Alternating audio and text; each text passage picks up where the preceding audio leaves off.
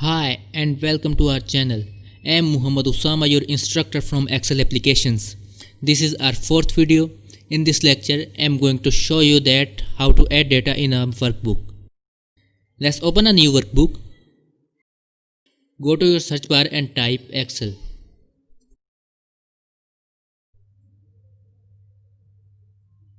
Now select blank workbook.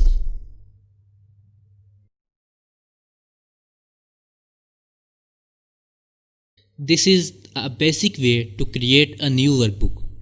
You can also create workbooks from File tab. To do this, I am going to come up to File tab on a ribbon and click.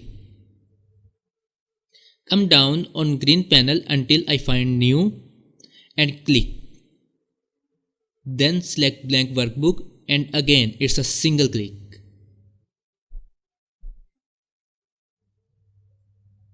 This is also a way to create a new workbook. I have created two workbooks. Let's close a workbook.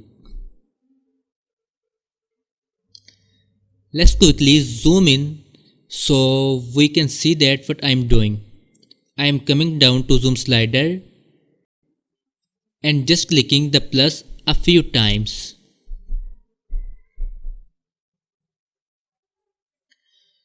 You can see the first cell A1 has a green box around it. It is by default active cell and that means we can just start typing directly into it. Let's say I wanna create my expenses list. So I'm going to type expenses. And now I could click away, but in Excel it's better practice to press tab to jump to the cell right or press enter to jump to the cell below. I press enter. This commits the change and moves you down one cell. I am going to press enter again to get one more down, right. Next thing I am going to type is item. But now I want to go right. So I press tab and it's gone one cell to the right where I am going to type cost. And press enter. You will notice it actually jumps down and back to the first empty cell in next row.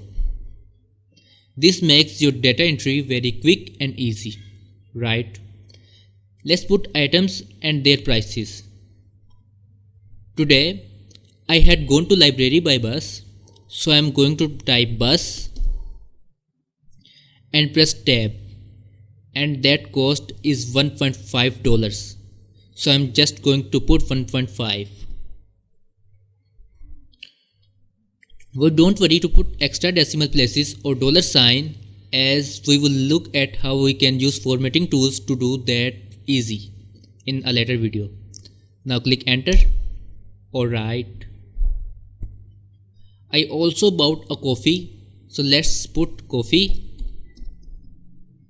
and press tab. That cost $2.5. And then lastly, I bought some lunch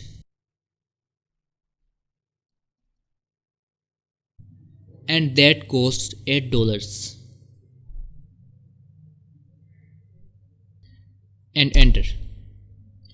I also bought a juice. But wait. Actually, I didn't buy juice today. That was yesterday. So now I want to delete that value from that cell. It's very easy. If you want to delete the value, select the cell or cells where you want to remove data and press the delete key on your keyboard. This will not remove the cell, just the content of that cell. Please note, pressing delete on your keyboard and using delete button on your ribbon are quite different. The delete button on your ribbon actually removes the cell and that may cause other data in your spreadsheet to move. So don't use that unless you want to remove cell itself. I now realizes I actually made a bit of mistake. The bus journey didn't make me $1.5, but I am going to have to catch the bus to home again. So I want to double this value. If you wish to replace the value of a cell, single click and overtype by putting the new value. So I am going to put $3 and press enter. In a situation where you want to modify the contents of the cell, you have a few options. Let's say I would like bus to actually say bus fare. Start by clicking to the cell you want to change. Then you can either come up to your formula bar, click in formula bar and type your change. Now I actually don't want to keep that. If you have started modifying a cell and you don't want to keep your changes, just press escape. You don't need to press undo because you have not committed the change until you press enter or tab. Now, another way you can edit a cell is to double click on it. When I double click, you can see my cursor is now blinking in the cell and I can type my change. Now click enter. The shortcut key for double clicking is to press F2 and then again. If you don't want to make the change, press escape. Next thing that I wanna type is a date. So I'm going up to cell B1 and I'm going to type in current date, which is 10th of the 8th 2020. Now it's really important when you type date into Excel, you use the correct formula for your regional settings. So in Pakistan, for example, we type day followed by month followed by year. If I'm in US, I would need to put month and day and year. Once you finish typing, click enter. And you will notice that Excel has actually made my column wide enough to fit the date, which is really handy. But it doesn't do that for your data. So if you decide you want to adjust your column width, come up to the top where you have your columns letter. Find the little spreading line but to the right of your column you want to make wider and click and drag. It is a very bad idea to leave blank columns in the middle of your dataset. If you need to, rather just make your columns a little wider. Now one last thing, to finish my expenses, we need to total them up. So I'm going to click into B7 where I want total.